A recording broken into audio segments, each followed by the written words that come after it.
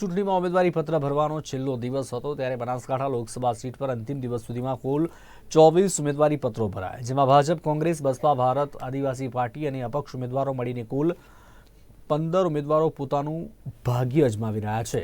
અત્યાર સુધીમાં 15 ઉમેદવારો દ્વારા કુલ 24 ઉમેદવારી પત્રો ભરાયા છે। આજરોજ લોકસભા સામાન્ય ચૂંટણી 2024 અંતર્ગત બનાસકાંઠા લોકસભા મત વિસ્તાર માટે આજે સુધીમાં આજે ફોર્મ ભરવાનો છેલ્લો દિવસ હતો 19 તારીખે કુલ 24 ફોર્મ ભરાયા છે।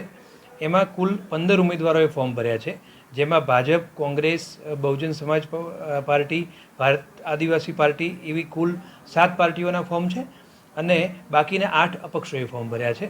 આજરોજ ફોર્મ ભરવાની પ્રક્રિયા પૂર્ણ થઈ ગઈ છે। ફોર્મ પરત ખેંચવાની 22 તારીખ નક્કી કરેલી છે ઇલેક્શન કમિશને અને આવતીકાલે 20 તારીખે આ બધા ફોર્મની સમીક્ષા થશે, સ્ક્રુટિની થશે।